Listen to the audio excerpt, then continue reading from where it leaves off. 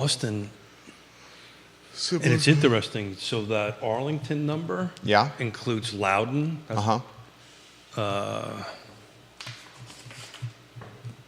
So we only hit, according to the data, 225,000 people. All right, guys, we'll rock and roll on the Wednesday edition of Real Talk with Keith Smith. We appreciate everybody joining us for the discussion, sharing the show, liking the show. Keith Smith's back from a trip with the grandbabies over the weekend. Yeah, we were up in Philly, actually, King of Prussia, which is right outside of Philly. Our oldest daughter is doing a shoot up there, and unfortunately they needed to attend the funeral, and we picked up babysitting duties, which was a lot of fun. We'll have a fantastic discussion on a letter Keith wrote, an open letter on social media to the National Association of Realtors. Oh, wow. We'll talk HUD median income. What'd you find with Asheville? I did Austin. Oh, what's Austin? Even higher? No, 92,500. 92. What's Asheville, North Carolina, HUD median income? While you're working on that, I will find that. Join us for the discussion. Ask questions. We will talk a number of topics. I had to think. North Carolina. Asheville, North Carolina. That's right. Asheville's fantastic. J-Dubs, you check the feeds. Give us a thumbs up when those are good to go. Things are looking fairly good on my end, which is nice. I'll give you a heads up if I see anything. It's a dynamic show where you, the viewer and listener, can shape the discussion on the show, which we're excited about. What number is this for you, Keith? 609. Number 609. Wow, that's absolutely incredible. Judah Wickhauer's got his mic ready to rock and roll, which is always impressive. Thank you, Judah. We appreciate you, J-Dubs. We can rock and roll, Judah Wickhauer, when you are ready. Oh, wow. What's Asheville before we start? 86,000. Wow, even less. We're not even close. It is Charlottesville's insane. quite expensive right here to live. We talked about this yesterday. We got some good feedback that I want to share on your show from Deep Throat. Well, I wanted to break down the 12 top AMIs in our county, in our states, to see where we were at. But I'll let you do the intro and I'll shut up. Absolutely. J-Dubs, we can rock and roll when you're ready. We're in your hands. Quiet on the set.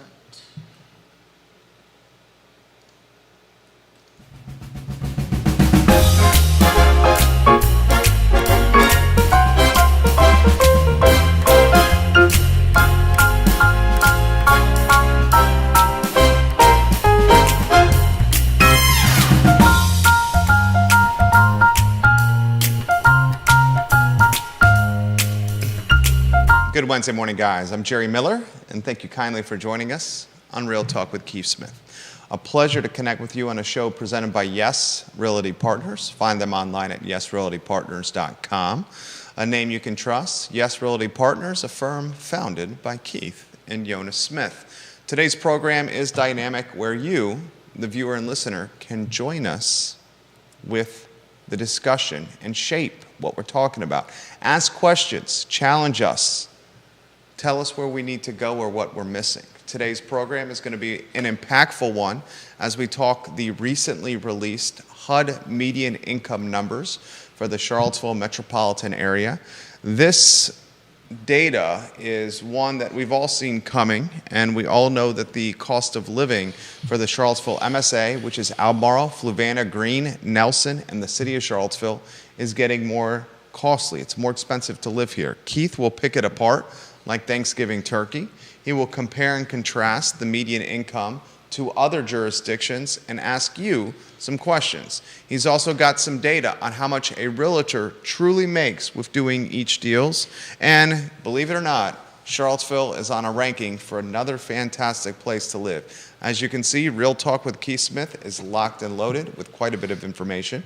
Judah's our director and producer. If you can go to the studio camera and then the two-shot, and welcome our star. Good Wednesday morning, Keith Smith. Wow. I've got to really perform now, huh? 20 hours a week will help you craft your skill. There you go. Good morning, everybody. So the closest one, just doing a quick little research. So, Jude, if you wouldn't mind, put up slide number 1. So we're going to kind of kick off the show. We've been talking about the AMIs being released for a while. It happens in April. It happened in April. So I created a quick little slide taking a look at the state of Virginia and who was the highest area median income and working your way down to the top 12. We are number 2 in the state. Yay. Okay. Right, we've become number 2 on it. Number 1 is which jurisdiction? Is Arlington. Okay. But it's important to note, Arlington includes a super large area. So, as you noted in your intro, ours includes basically 5 jurisdictions, right? Louisa is excluded from that. It's actually in a different MS. Which probably, no shade on Louisa, would lower the median income to $99,000 Yeah. if you take a look at my chart. Right. $99,000 on it. But it's important to note Arlington because it's important to note apples to apples and pears to pears. So we're 5 jurisdictions. Arlington's includes, and I'm going to read them, District of Columbia, D.C., Calvert County, Maryland, Charles County, Maryland, Frederick County, Maryland, Montgomery County, Maryland, Prince George County, Maryland, Arlington County, Clark County, Virginia, Fairfax County, Virginia, Fauquier County, Virginia, Loudoun, Prince William County, Spotsylvania, Stafford, Alexandria City, Fairfax City, Falls Church City, Fredericksburg City, Manassas City, and Manassas Park City, which I didn't really realize there was a Manassas Park. So we have roughly 225,000 people. Just Arlington County alone exceeds the number of people. So the volume of people that are in that, and it's at $154,700, but I think it's a little skewed. You kind of, if you were to pick that apart, that's a huge swath of area. So anyway, we're number 2. Yay. We're number 1 in the state to move to, apparently, as per Move Buddha, and I posted that this morning. As you were doing your intro, I was trying to find similar areas to our Charlottesville MSA that might have it. And Raleigh is the one that's the closest. That's the triangle that has Wake in it, so forth and so on. That's 122,300. So we're at 124,200. They're at 122,300. So we're even beating out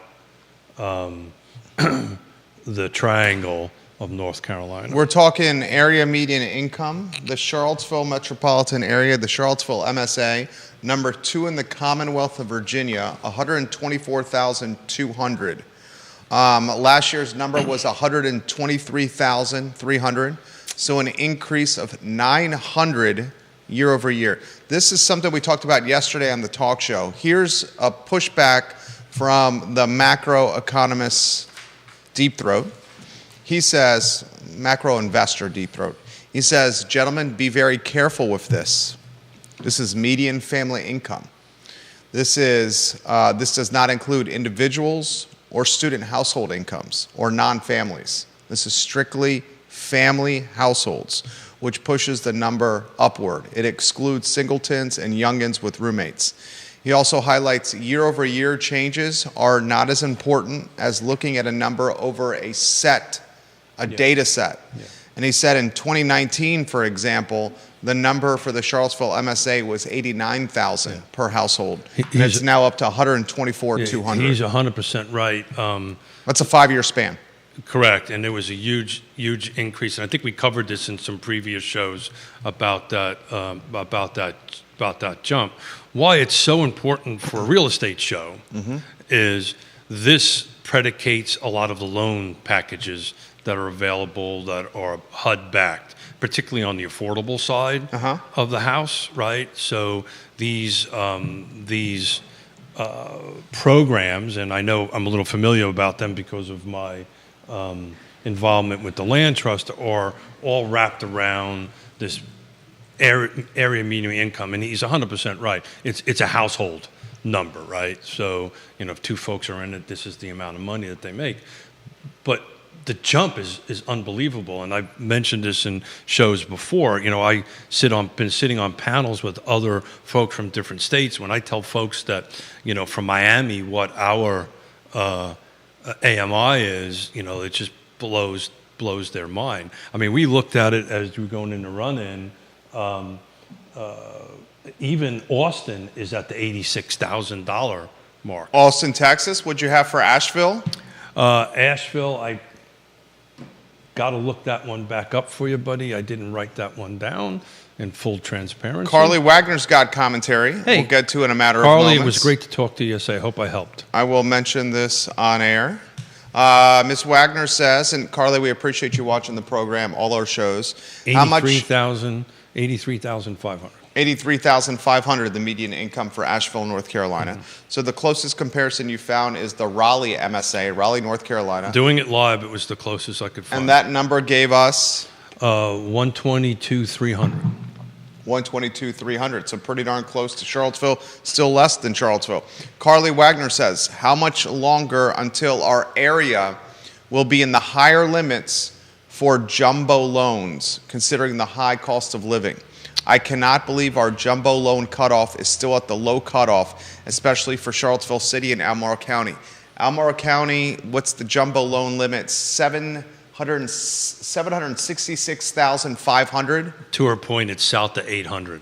Yeah, right? Charlottesville City and Albemarle County, I believe it's, and Carly, if you can check this, confirm this for me, I think it's 76,500 or 76,550. Our point is it's south to 800, and it probably should be north of that. It would be interesting to look at what the jumbo is for Arlington, and somebody do the math between the 154 and the 124 percentage-wise, and see if there's a percentage difference. I would imagine the that. jumbo loan limit for Arlington is well north of $1 million. You know what? It could be. I'd have to look that up, or if Albemarle County, I'm pretty sure, if memory serves, it's 766,500. Arlington, I've got to imagine it's over $1 million, if higher. I would say Arlington's over $1.1 million, $1.2 million in that neighborhood. Neil Williamson, the president of the Free Enterprise Forum, watching the program. I'm going to get to his comment here in a matter of moments. Viewers and listeners, we're doing this on the fly. Anyone can offer that perspective on air to make us better would be greatly appreciated. We're talking jumbo loan limits for Albemarle and Arlington. To compare and contrast, I'm almost positive it's 766,550 for Albemarle. so you're 100% right. Yeah, because I looked at this the other day. Yeah, Arlington jumbo loan limit one Over year. 1,100,000, it's got to be. We're darn close. $1,089,300. Okay. And then Albemarle County, I did not get that far. I would imagine, I think it's 766,500. Neil, we'll get to your comments here in a matter of moments. I will mention this on air. Albemarle is 27. Excuse me, my dyslexia is kicking in. 7,206,000. 726,000. Thank you. And it's interesting. Bedford's the same number. Seems low for Albemarle. Bedford County is the same number. And are those 2024 numbers? I think those were 2023 numbers. April of 2024. Yep. Okay. Yeah, conforming numbers. On Okay. Neil Williamson watching the program. Hey, Neil. Due to population distribution, I believe roughly half of the Virginia House of Delegates are from Arlington MSA. For what it's worth, Fairfax County only has a population of 1,139,000 That's right. people. Neil Williamson, you're good people. I did that on the fly yesterday, and I just wanted to pick which jurisdiction of the many that is in Arlington, or the Washington, Arlington, Alexandria, D.C., Virginia, Maryland, HUD Metro, FMR area is the proper terminology of it. So it's 154,700. So we are consistently number 2. But we're number 1 according to Move Buddha. I think those numbers are old, and Carly's confirmed. I think they're closer to what I said. Arlington is it could be the Google I did. It's showing Arlington high cost area is 1,149,825. That's what I remember. Okay. And then the Charlottesville Albemarle 766,550. The point she's making is $750,000 home in Charlottesville, Albemarle is not really a luxury home these days. That's sort of an average home for a family with several kids. I would say a $750,000 home in Charlottesville and Albemarle County is certainly average. 100% right. 1,100,000. I picked an old one. Yeah, 1,100,000. those were last year's numbers. Yeah. Yeah. Albemarle County is 776. 766, 550. Yeah. Thanks, guys. That's a fantastic point that she's making right there. When does the Charlottesville MSA jump into the Arlington stratosphere? Well, if you take a look at what I'm looking at right now, Bath County is the same as Albemarle County. So Bath County out in western end of the state actually has the same jumbo loan. So I don't know enough about this. This is a loan officer question, how it's determined. I don't think it's based on HUD. It must be based on something else. I don't really know, but you're 100% right. It becomes difficult from a practitioner's perspective, right? You know, what that means is if you're buying $1 million plus, that means you've got to bring more cash to the table. Multiple realtors on this program that you've hosted, I mean, a dozen plus have said $1 million is no longer the luxury market. Oh yeah, a dozen plus in our marketplace. I would not disagree. I would not disagree with that. Now, you know, we can have the whole conversation about who it excludes and all that kind of great stuff. But you're 100% right. You know, it's $1 million plus is probably not luxury.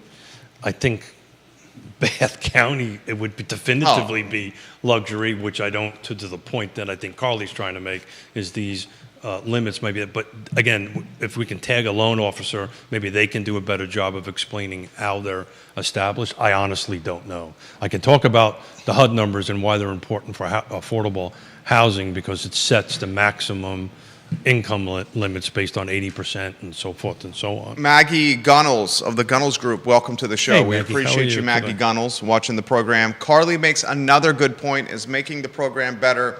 She should be welcome back. Just suggestions. Keith Smith handles the booking for Real Talk with Keith Smith. Ray Cadell, another one. Spoke to her yesterday. That should be welcome back. She says the problem with this MSA data is it includes Greene County and Fluvanna. Charlottesville City and Albemarle County have increased in cost far faster. That's a very good point from Wagner as well. Yeah, so the argument... She's basically saying Greene and Fluvanna counties are lowering the median income. They're skewing the data, and it would be much higher if it was strictly Charlottesville City and Albemarle County. That's what she's saying. And so I get this question from my Fluvanna County counterparts all the time. Well, how is Fluvanna County really $124,000, right? And get that one sheeter back on screen, Judah. And the answer Please. is, where do people work at UVA? Sheet number one, please. Slide number one. Where do the people work that work at UVA or work at these high dollar jobs? They live in Fluvanna, they live in Greene, so their income comes with them out that way. That's when I have the chats with some of the folks over here that kind of put this stuff together, and if you take an opportunity to really look in it, there's a methodology, there's like multiple pages of the methodology that they use, but at a high level, right, it's you know, people that are living in Fluvanna County that are making whatever the amount of money they're working, they travel. Just the trip I took in this morning to go to UVA for my tests this morning at 7:30 in the morning, Route 53 was packed with traffic going in one direction, and that was towards Charlottesville, not coming away from Charlottesville. Dylan's Rule, thank you for liking the program over there. Viewers and listeners, let us know your thoughts. Mr. Blair, I would love to hear your thoughts on this. Randy O'Neill, thank you kindly for watching the program. Supervisor Rutherford, que pasa, Chico? Bill McChesney, hello and welcome to the program. Rob Neal, welcome to the program. Fantastic photographer, So Brandon Harrop, welcome to the show. So let's talk about part of why we're here is because everybody wants to be here. A part of why this number is this number. And Perfect segue. I posted. That was nicely done, You Smith. think after 609 shows, I figured this out. Fantastic So if you have an opportunity, Google movebuddha.com. It's basically an app that helps people move, and it talks about tracking and moving, and they have these different matrix, which I won't go in, but top cities everyone wants to move to into every state in 2024. Nationwide, the Charlottesville, they say Charlottesville, but when you read it, it's the actual region. It's what we're talking about for this MSA, these five, or it's really Louisa is part of it, and it's also the other side of the hill.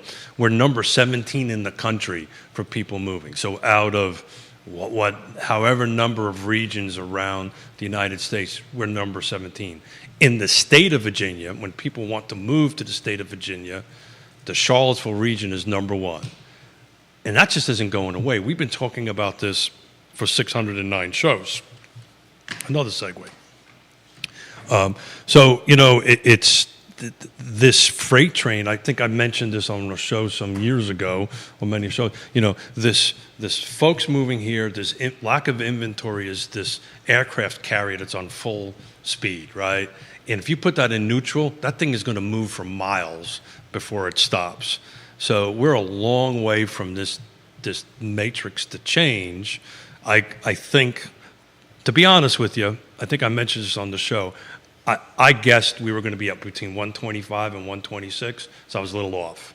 We're at 124. I knew we were going up, but the Deep Throats comment, that's only a small jump in this year. But if you take a look over the 5 years, he's got other 5-year spans to compare it to. The 5-year gain. He said this on yesterday's program. This is fantastic. I love when the viewers and listeners shape the show. He said this. He goes, in 2019, the Charlottesville MSA median income was $89,000. It's $124,200. So we're talking a jump of 35 and change, 35K and change. He puts it in perspective, that 5-year period of time, to Richmond, Virginia. And Richmond went from 86K, basically on par to Charlottesville in 2019, to 110. No, Richmond's at 110. 110. Mm-hmm. So he's talking the jump was less sharp when compared to Charlottesville's jump. And you're going, so I can tell you, because I know the Richmond market well, because we've been in it for a long time, you're going to start seeing that AMI jumping much higher in the next couple of years. Number 5 place in the country to move to, not according to this thing, but for jobs and people to work. And if you spend any time in Richmond lately, it's a way different place than it was five years ago. I can speak, we just helped our daughter and son-in-law buy. There was a house that sold across the street, similar home, for substantially more than they bought it, and this is less than a year. Nice. Went on the market in 8 hours. Went on the market and sold in eight hours. I want to take a look at the percentage difference between 89 and 24. Viewers and listeners, let us know your thoughts. We'll relay them live on the program today on Real Talk with Keith Smith. We're talking population distribution. We're talking another 28% increase. We're talking another outlet calling Charlottesville the number 1 place to live in the Commonwealth. A 28% increase when, Keith? Well, that's from the 5-year span between 89 and so 89,000 and 124,000. Randy O'Neill has a topic that's off what we're talking now, but I'll relay it on air. He says, will mortgages go to 40 years or more with financing? I think both Keith and I say we certainly hope not. Oh my God, no, that would be a huge disaster. So, we've talked about this a long time ago. I can't see how a 40-year mortgage is going to help. It's like, It's a 10-year car payment. Well, it's like cars now, right? Yeah. You can stretch them out a little bit longer because interest, and I think the theory is since interest rates are a little bit higher than normal, let's it makes spread the out. payment more manageable. The amortization does. You're paying ridiculous amounts of interest. So even if there was a product there, my suggestion would always be to a buyer that they kind of have to be a sophisticated buyer, because the only way that's really going to work for you is to do the latte factor and start buying a few less of what I buy every day and pay it towards your principal to drive that 40-year or 30-year down, which is a great strategy regardless of your length of loan on your amortization table. Always pay a little bit extra towards the principal. We'll maybe talk about this a little bit later, but during the time, to Neil's, plug Neil's term, during the time of great unpleasantness, you know, even though we didn't cause it, we needed to apologize to a lot of people, and it impacted a lot of lives, and we did that. So part of fixing that from our perspective, we refinanced our house. I had my house paid off. We refinanced my house so we can pull some cash out to pay the plumber, to pay the electrician, to pay all this stuff. Even though we didn't cause this, we did the right thing to take care of that. So we re-signed in 2010 a brand new 30-year mortgage. I think this is the first time you've told this on the show. I've never told this on the Yeah. show. Well, I'm trying to tie it to this 40-year and this 30-year, and we religiously made extra. Let me rephrase that. Yona made religiously. We love Yona Smith. Made payments to that, and we're almost paid off. That's great. So you know, it's, you know, if this ever come up, if you do your 30 and you're first time home buyer, or you know, just getting into the home, and even if the interest rates are not what you want, you're only paying yourself. We, in 12 years, now have all this equity sitting in our home. But we made the tough decisions and made the tough payments to it, you know. But now I can drink more coffee. He's having coffee. He had a coffee today from, what's the name of the place? Lone Light. No. Since I This was Lone Light you got it from. no, sir. Oh. Since I was at UVA in a MRI machine this morning, I got coffee close to UVA. Oh, fantastic. He's enjoying a cafe ahora mismo. So, Keith, highlight some of the other ones that jumped out at you on this slide one. So I just, thank you, Judah. Louisa clearly is going to go up. Well, Louise is a different MSA, right? No, right. But with the investment of Amazon, and as people get pushed further away from Charlottesville and Albemarle, Louise is going to feel the effect that Fluvanna's felt. So when I created this last night, what I wanted to do is I wanted to take a look at, you know, where the top 12 were, right? And where did UVA, where did Virginia or Charlottesville fit in that Virginia MSA setup? So, you know, we've been talking about this for the longest time. You know, we're currently sitting in the second highest cost of living in the state of Virginia, next to Northern Virginia. You know, I was even looking at Virginia Beach. I was thinking Virginia Beach might be a little bit higher. You know, I was looking at Culpeper, Richmond, Blacksburg, Louisa, Augusta, which is the other side of the mountain, Harrisonburg, Roanoke, Buckingham, and Lynchburg. And, you know, there's a huge difference between places like Lynchburg and Roanoke and us. Some of it is not quite double, but awfully close to it. So I felt this was important. We cover this every year. We've never actually did a side-by-side analysis with other MSAs, metropolitan statistical areas. So I thought this would be an interesting data point for our listeners and viewers. 100%. Keith Smith bringing the ammunition today on Real Talk with Keith Smith. I don't know about that. You brought the ammunition with an open letter to the National Association of Realtors this morning. Yeah. So, I a very pointed letter. Yeah, and those who want to read it can go on my Facebook feed and do it. I've kind of talked that we just shared a little bit about. I shared a little bit of how. And Yona really doesn't like when I talk about this, but I think this is important to describe to people that are listening and watching. In some way, Yona and I have been through this before, right?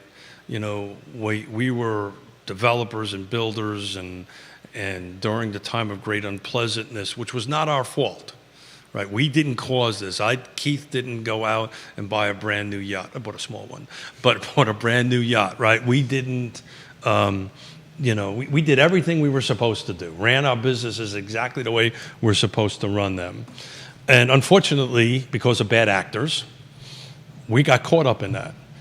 And if anybody knows anything about small to medium builders, you develop very personal relationships with the people you work with.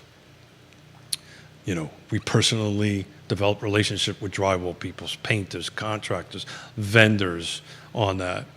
And then we went from doing very well to almost retiring to zero overnight. We didn't cause this problem. And this is the tenet of this letter. But we apologized to everybody. We did a mea culpa. We said, look, I'm not pointing fingers. We did this. This is impacting you and your family and you and your life. We apologize for that. We were abundantly transparent. Everybody knew exactly what was going on. Whoever would listen to me was honest with everybody, paid as many people as I could pay, refinanced my house. We sold off we got rid of everything we could get rid of to raise as much cash as I could to take care of the drywall guy or take care of him and his family. We fell short, right? There's $17 million and we only had this much. We fell short. But we were overly transparent. Everybody knew where we were. I looked people in the face and said, I apologize, I'm sorry. So that's the tenet of the letter, right? Look, was it NAR's fault? Probably not. There's a bunch of bad actors that caused it. Was it the fault of NAR, the local associations, and us as professionals not to call this out earlier? Yeah, absolutely. And in order to get better... Now, what do you mean? The transparency piece is what you mean? Transparency, right? Yeah.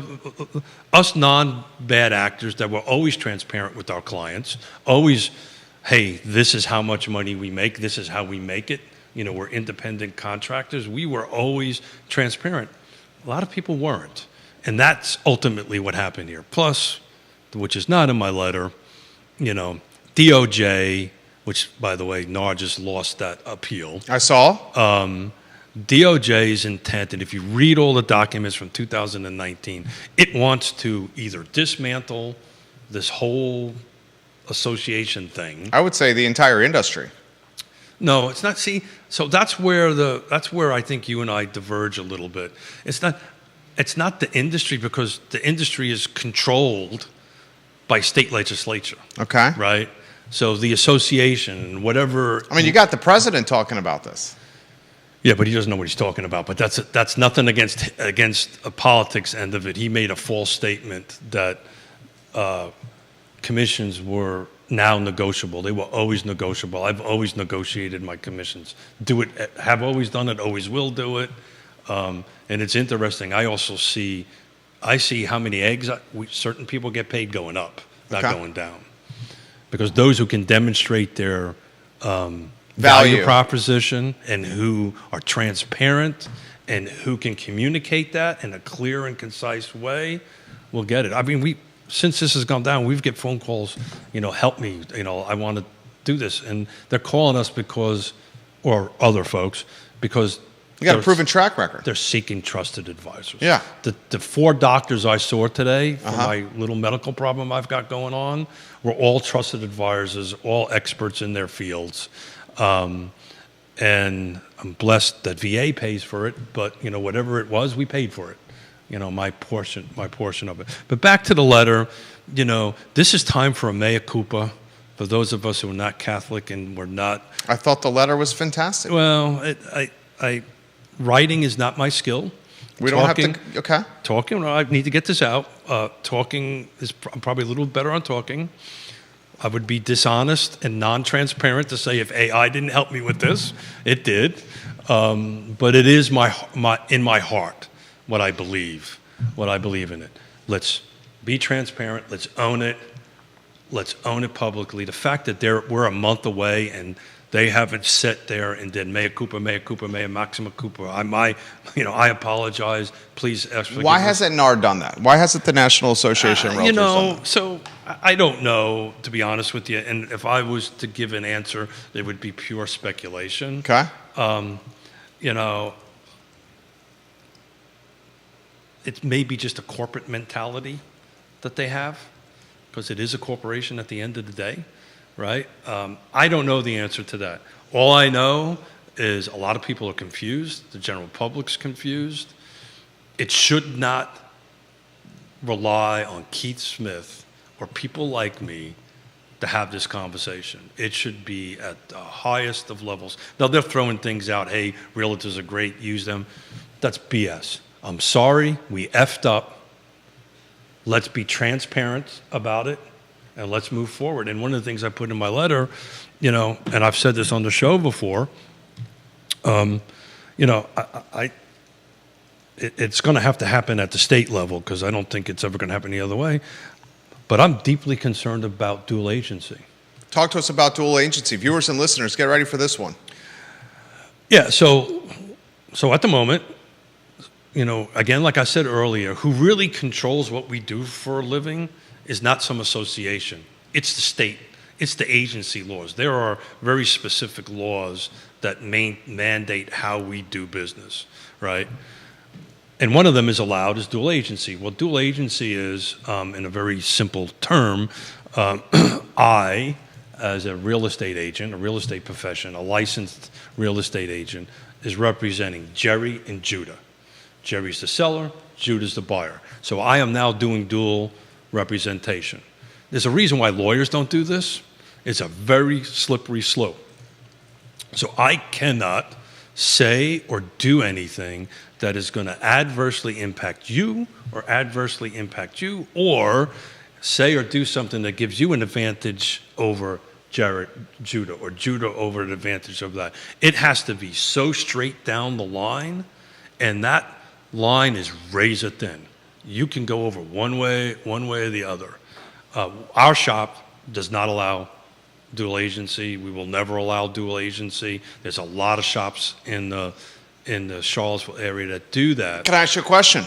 No. You ready for this one? No, you can't ask me a question. Angela Morbely watching the program from Inspired said no. Homes. He's gonna She's ask a me a custom question. home builder. She and her husband DJ do fantastic work. Up in Culpeper, right? And Culpeper. She says, $110,400. she says, facts, Keith Smith, facts. Giving you props right now. Culpeper, median income for 2024, $110,400. $400. I understand the concept of dual agency when one realtor is representing a buyer and a seller in the same transaction. Good Lord, that's a slippery slope of significant proportions. How about a firm having one principal So it's or called having gotcha. It's called designated agency. designated agency? That I don't have a problem with because How slippery is that slope? it isn't because, and it's very clear and concise because Even though they could be So next door in the same office to each other. Sure. Yona's Okay. representing you. I'm representing Judah, right? You think I'm ever going to say or do anything to jeopardize my license? I would never do that in a million years. I'm also a professional, right? I mean, we know the license jeopardization is. I mean, there's very little enforcement. No, you are incorrect. So you're thinking We talked about this on previous Real Talks. but you're thinking of the association's ethics and stuff like that. I'm talking about DPOR. People can report to DPOR. Yeah, and but they have the red tape to go through DPOR and have something actually happen. well, the red tape for anything is is ridiculous. let's be real here. The red tape. The reason why houses are 25% more expensive is because of effing red tape, which should be green tape. I totally get Right, that. so- But let's be real though. Yeah, but there is a pathway there, and I'm telling you what you're going to see. I may be wrong. What you're going to see on these dual agency things. You think the lawsuits are bad now? Wait till you find out that I did something a little nefarious, and you didn't make an extra $10,000, or you spent an extra $10,000 that you didn't have to say. You think the lawsuits are going to roll against me? It is just a horrible liability, horrible path to take. Designated agency, I have zero problem with because of the professionalism. And what happens is the broker of the agency is the let's say the mediator. So everything funnels through the broker. So in the state of Virginia, I, as a regular real estate license, I can't conduct business unless I'm attached to a brokerage. So there are steps in it for doing it. But Any states that don't have that attachment to a broker I that you can think of? I wouldn't know the answer to that. I would, if there are any, I would find it very hard to believe. I don't really know, to be honest with you. Do you think that would I ever know. change? I can say this though for sure. I know multiple states legislatures do not allow dual agency. Florida, I think, is one of them. So that's what I'm trying to say. That whole dual agency, you're going to start. I think at some point, Even in the business brokerage world, which is a world that I'm in, you don't see dual agency. I mean, you see some, but if you do, I mean, I just did a deal here where I very much encourage one of the two parties involved in the deal to go get their own representation. In fact, I insisted upon it. yeah. You know why? Well, because I wanted Now to. you can Because I wanted to represent my client who first contracted with me to the best of my ability, and I could not do that if I also was representing the other side. We're doing one of our resales for the land trust. I put it on the market yesterday on it. So we're helping a wonderful woman who's bought a land trust home a couple of years ago, move up the ladder of home ownership. She's taking a great job out of state. We're excited to help her. But because of this, I get all these Zillow phone calls. I get all this stuff. What is the first question I ask when somebody calls me?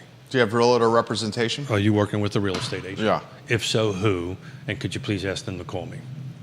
And if the answer is no, then I said, great, would you like some references? I'd be more than happy to give you some references.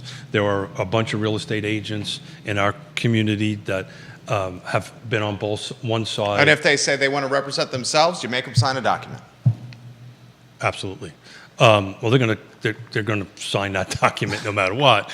But there are a bunch of real estate agents. Greg Slater is one, and Emily Dooley's another. There's a bunch of other agents that have been on the other side of land trust transactions. These are people that I would suggest that you call because you need representation in this process. Comments coming in for you. This one from Rob. He says this. Rob Neal, food for thought. A 40-year fixed product could be a safer item than a 5-year ARM.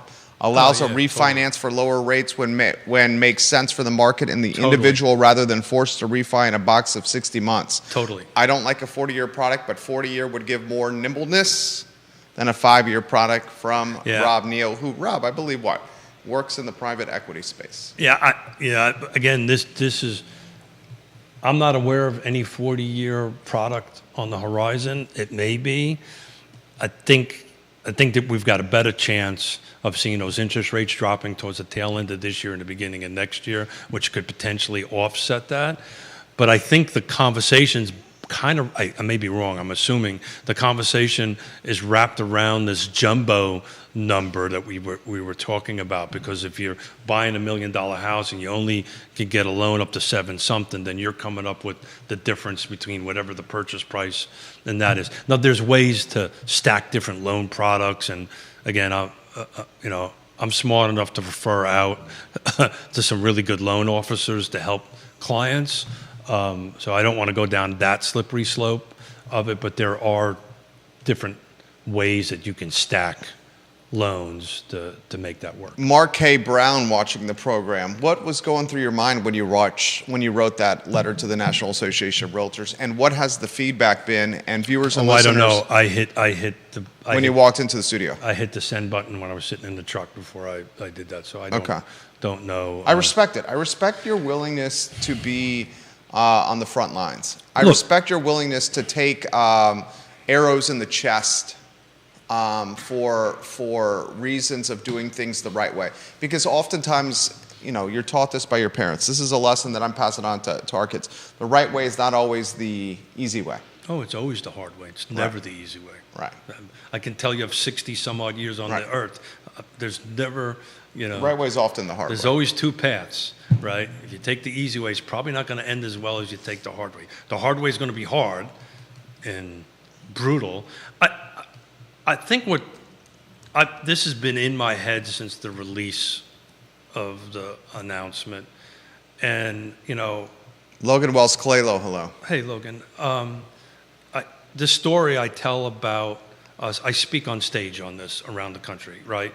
And I just felt that I had an obligation at 609 shows to the viewers and listeners and everybody to kind of share my thoughts on it.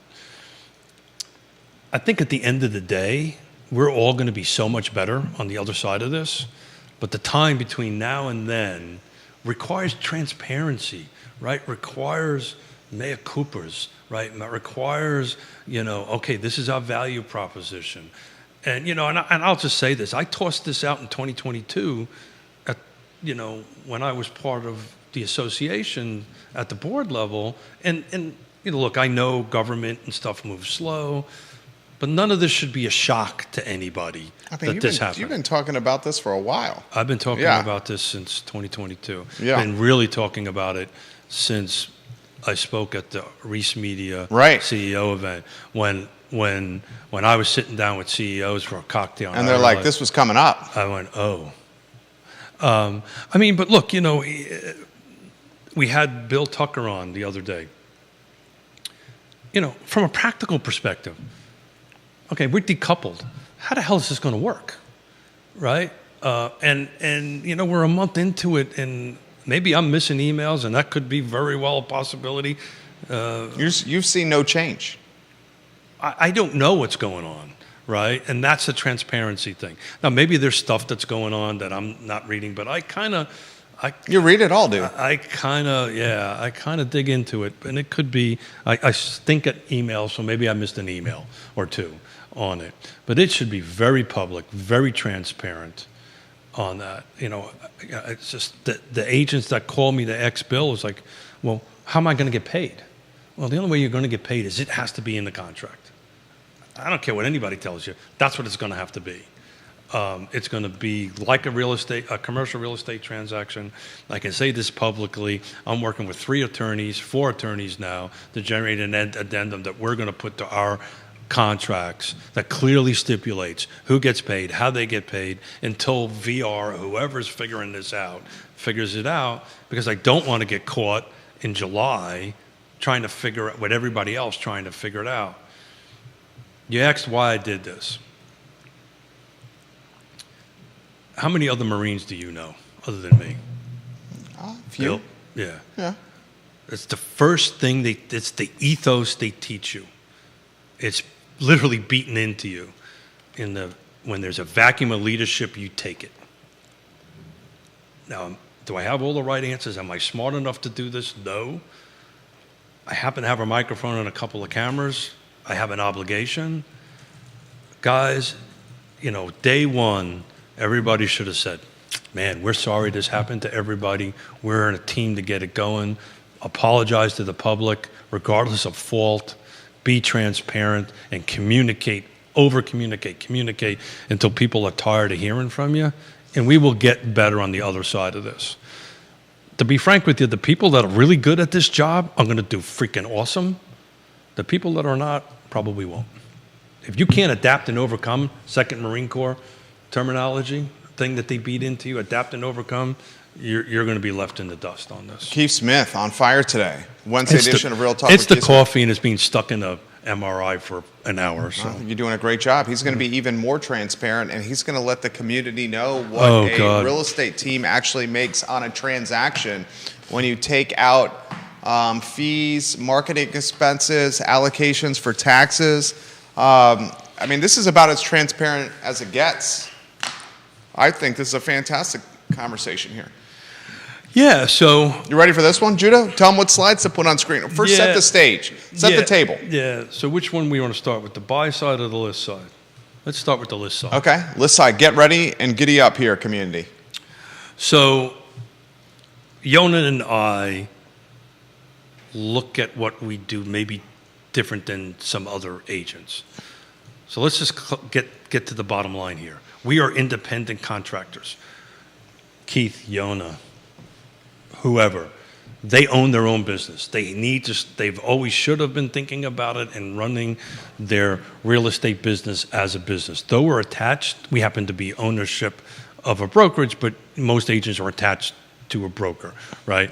But you need to know how to run your business. So what we're fortunate enough to do is, after building hundreds and hundreds and hundreds of houses, we've always created since 1987 profit and loss statements per build and per real estate transaction.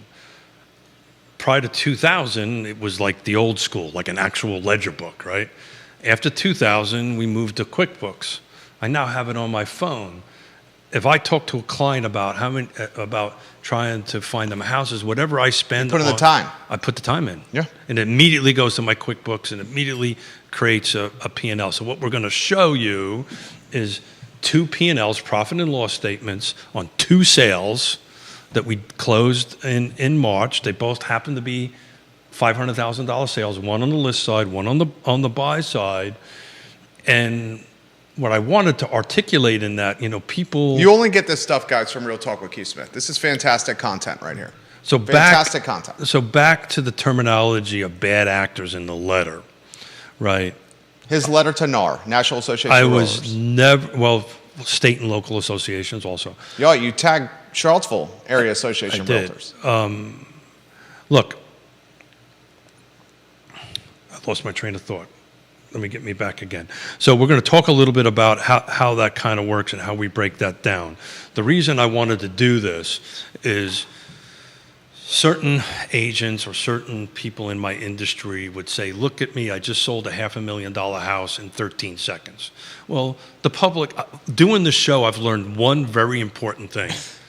You know who's way smarter than me? Everybody who watches and listens to this show. Way, way, way, way smarter than I'll ever be. And you can't BS them, right? Which is difficult for me because I like my mouth is moving, right? But in any event, so all that person sees, the general public sees, is this big 3 eggs or 2 eggs or 2.5 eggs, whatever it is, this big number, and go, holy shit, that's a lot of money. I've been cursing a lot on Real Talk with Keith Smith. No, it's good. On that. So what I wanted to do is I wanted to break down on a P&L what you actually make, what we actually make on that. So if you do slide number 3, I hope that was a decent setup. That was a great setup. Breaking down a listing agent's compensation, a case study, slide 3, J-Dubs. Okay, It's on screen. Good stuff, Judah. so thank you, Judah. So we're going to go clockwise. Okay? So it's amazing. I have conversations with other real estate agents sometime around this year, the beginning of the year and this time, about taxes, right? You've got to pay the government. So 25%, so that this was $11,875 commission that went out. 25% of that immediately goes into an account to pay Uncle Sam. And by the way, that's a little low. But we've been doing this so long, we've got exactly to the penny how much we owe the government. Taxman. The second one, so that's 25%. There's listing and marketing expenses. So to break that down a little bit, that's hiring Brandon Harrop to take pictures, flyers, all the stuff that's required to put the listing on there. Then there's this little thing called administration, overhead, fees, costs, right? So, we pay our own health insurance. Okay, technically I don't because the VA pays it. Thank you, folks, paying your taxes. Do that. But Yona pays it. We pay car insurances, fuel. We have people that we pay for marketing, for accountants, so forth and so on. So every business, in order to put a key in a door, has business expenses. So if nothing happens, that 33% is constantly rolling. Then in this particular case, there's a seller credit, right? So what we did during the process of closing, there was a home inspection item that the seller needed some help on, so we contributed, Yona and I contributed to solving this home inspection issues so we can move forward to closing. To make a long story short, what we gross netted after all our expenses on this transaction was $2,300, which was 19% of the total amount. We put 45 hours in that. Now, it's important to understand that hourly rate of $51 an hour is actually divided by 2 because that's 2 people. Keith and Yona. So we're working for $25 an hour on this thing. So do the math, how many transactions you actually got to make to pay your 33% overhead and stuff like that. I don't know if I'm doing a decent job. You're doing a fantastic job. Okay. Keep going. So let's go to the buyer side because that's been the big hubla about it. I think everybody kind of understands the value that agents bring to the listing side. Slide number 4, Judah. Let's talk about the buyer side. So same sales, same gross commission income. So just so everybody understand what gross commission income is, that's after our splits, right? So that's what Yes Business Management, we operate under a corporate structure, right? We pay ourselves payroll, so forth and so on. We operate our Yona and I's real estate business as exactly as you would operate a company on it. Again, 25% taxes come out. There's zero marketing. Sarah Hill Buchensky adds, and the agent pays most of these expenses before ever getting a paycheck. And that's where I'm going to get to on this, because, the question is why wouldn't you, to her, why wouldn't you want to use a real estate agent? We take all this risk. Back to the listing side, right, or even the buyer side, we can go through this whole thing and it falls apart at closing, and guess who's paying for all this stuff? We're paying for that. It comes out Cost of our of doing pocket. business. I had somebody ask me the other day, would you consider, like I do for my commercial work, a retainer in an hour? I said, absolutely, I'd love to do it. I would be more than happy to do it. We talked about that. But folks, be careful of hourly rates when it comes to selling a residential house, because you would be shocked of how much you're paying out of pocket. Shocked, because the hours these guys are putting in, if they're charging, you use the number $49. No. Well, this is the net number. This is the net. It's Yeah. If you want me, it's 150 You're going to bucks. do three extras. It's 150 bucks an hour. Right. Plus a retainer. Yeah. Plus a retainer. What seller or buyer in their right mind None. would do that, None right? would So, we're getting... Well, I don't say none. No. Commercial would do that. So I do that on my commercial transactions, 100%. Yeah, commercial right. would do that. But But that's we're- a different But we're animal. talking millions and Completely millions different and animal. millions Of of course. dollars. Not even comparable. It's a whole different thing. Yeah. But, if you could Business transactions, we do it that way. This is residential retail. And the reason I wanted to talk about this was, not only on all this stuff that we're talking about right now, I can speak to Yona and I's case. We got 35 years of experience in this business. I just sat in a tube with 4 doctors. We're not doctors. Yeah. I wasn't together in the tube. I was in the tube, and they were looking at me. Thank you. They were looking at me. When they went through the brain portion, they went, I don't know what that Stay meant. focused. Stay focused. Yeah. You're on point here. Stay But- focused. Thank you. So, who in their right mind would do that? And well, we're overpaid. We're over that. Or you listen to our president who says that housing prices are going to go down because of this, and that is pure, unadulterated BS. It's just not going to happen. I wrote this letter. I think NAR, CAR, the state associations, I think as an industry, we need to apologize for not being transparent. Be transparent, right? And be direct and honest. You never, ever, ever, ever, ever, ever can go wrong by doing that. Now, I may be upsetting a lot of people talking about this. That's what I appreciate here. You're taking some courage and some chutzpah, because when you're first to market, you often get the arrows in the chest here. Sure. And some folks in the industry are like, why do this? Well, and the reason you're doing this is because it's your character. So I watched The Wizard of Oz the other night because it was on, and I got nothing else better to do. Was this on Turner Classic Movies? How did you know? Because that's what I watch. I know you. TCM. Right. So I'm going to relate it to this movie. Right. There's 2 things I want to say about this. And did we talk about slide 4 before I do that? Did we do that? Did we We could talk about slide 4. We should get that in. Yeah. So the bottom line is, Judah will do slide 4. The same thing. You've got to pay Uncle Sam. You got to pay your expenses. Right. The difference with that is in today's market, the amount of time that Sarah takes to help a buyer buy is off the charts. And if you're honest with yourself and honest with your business and track your time, you're working for about $25 an hour. Some deals happen faster, some deals happen longer. I've been in the business long enough that it took us years to help people buy a house. It took years to help people sell a house. We're in this unicorn thing that everybody thinks that everything is simple, and it's not. It's long, drawn out. You got to be part therapist, part business person. It takes a lot of work. a lot of work on that. But back to Wizard of Oz. The curtain's pulled back, Okay. and the wizard's a fat guy, right? You're doing a great job today. And thank you.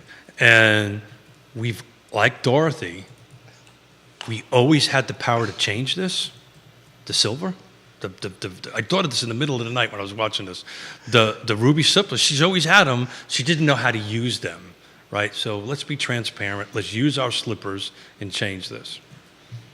Back to, wow, $11,000 is a big money and what we get paid to do.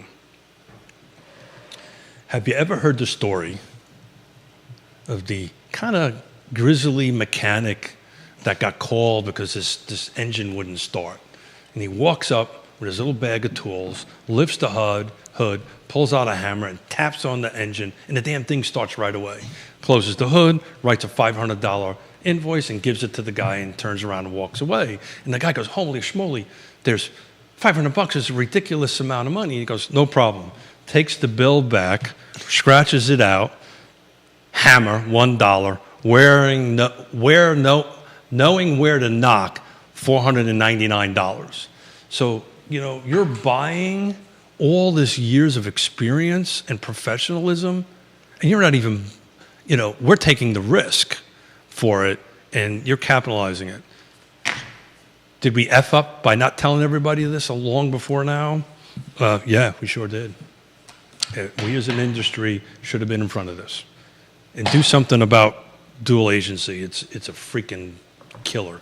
It's going to make this look like a picnic in Central Park. Keith Smith, What time is it? fantastic program. Going out like a Oh, look at stanza that. on the high note. I know. Look at that. Excellent work today. Timed that just right. Give him a Look at that. promo on Friday's show. Yeah, people that are way smarter than me. We're going to have Woody on here to talk about this. Woody Fincham watching Fincham and Associates. Thank you. Talk about this from a appraiser's perspective. I don't know. Haven't spoken to him since then. He was away in a conference, so maybe he has some new information how the appraisal industry is going to look at this. Okay. And we got Candace Vanderlinder joining us, one of our fine fellow YRP members, to talk about it from her perspective. Candace Vanderlyn in the house on Friday, and Woody Fincham in the house on Friday on Real Talk with Keith Smith. A show online at realtalkwithkeithsmith.com. Click the Partners tab of Real Talk with Keith Smith and find the folks that you can trust in housing and in real estate. Trusted advisors. Trusted advisors that Keith has personally vetted. My friend, As long as we are A+ hitting work today. Thank you. As long as we're hitting number 1, number 2, and all these, whatever it is, these national things, our AMI is just going to keep on going up. 100%. You keep getting attention like this, it's going to go up, up, up. And the University of Virginia expanding more is going to make it go up. I got to tell you though, hats off to UVA. I'm very fortunate that I'm in the VA system, and I get to go to UVA, and we're navigating some struggles here, and it's unbelievable. I just want to give props to the UVA medical system. It's freaking awesome. Not getting the answers I want, but they're awesome. Keith Smith, Judah Wickower, Jerry Miller, Real Talk with Keith Smith, online at realtalkwithkeithsmith.com.